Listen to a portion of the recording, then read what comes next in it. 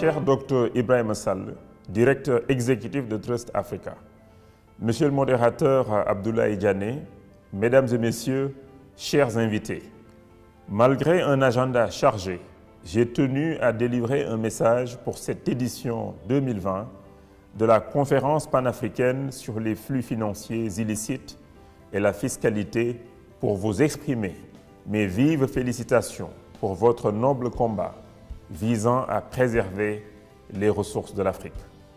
Le thème de cette année nous interpelle à plus d'un titre. En effet, depuis quelques mois, l'humanité vit une situation inédite avec la pandémie de la Covid-19 qui a bouleversé nos sociétés, nos modes de vie et touché toutes les économies. Face à cette crise, les pays africains ont réagi en prenant des mesures pour riposter et accroître la résilience des populations et des entreprises ainsi que de leurs salariés. Le Sénégal, en ce qui le concerne, a mis en place sous l'impulsion de son Excellence Macky Sall, président de la République, le programme de résilience économique et sociale, le PRESS, doté d'un fonds de 1 000 milliards de francs CFA, représentant 7% du PIB. Mesdames et Messieurs, après la phase de résilience, il est important de réfléchir aux initiatives à mettre en œuvre pour accompagner la relance durable de nos économies. C'est dans ce cadre que le Sénégal a procédé à la validation du PAP 2 ajusté et accéléré, le PAP 2A, pour la relance de l'économie nationale.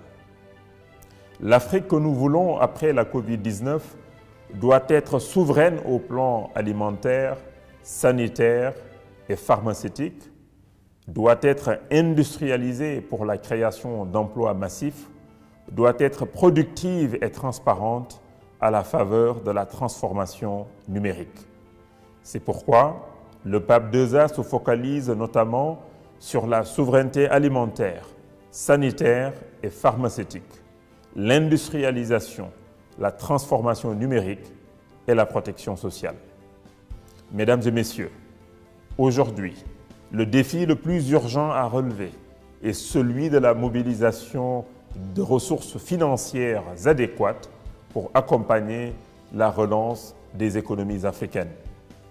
Je voudrais à cet égard me réjouir de la thématique de cette 8e conférence portant sur la mobilisation optimale des ressources internes du secteur extractif pour la transformation de l'Afrique. Au Sénégal, les activités extractives représentent pour le moment environ 3% du PIB.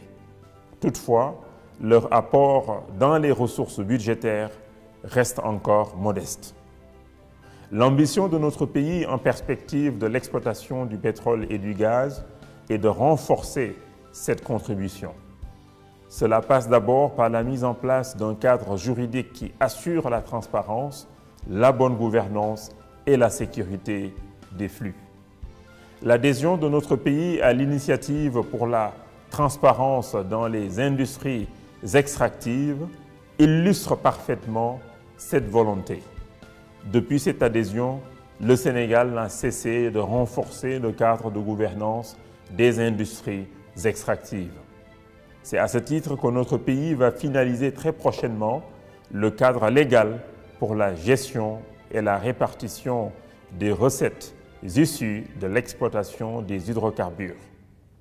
Mesdames et Messieurs, pour améliorer la mobilisation des ressources internes dans tous les secteurs d'activité, notre pays mise également sur le recours aux instruments innovants comme les partenariats publics-privés pour élargir notre base productive et sur des réformes majeures, notamment la stratégie de recettes à moyen terme. Mesdames et Messieurs, pour finir, je voudrais encore remercier les initiateurs de cette conférence et réaffirmer notre engagement pour contribuer à réduire d'ici 2030 les flux financiers illicites et à œuvrer pour l'unité africaine. Je vous remercie de votre aimable attention. Bonne conférence à tous.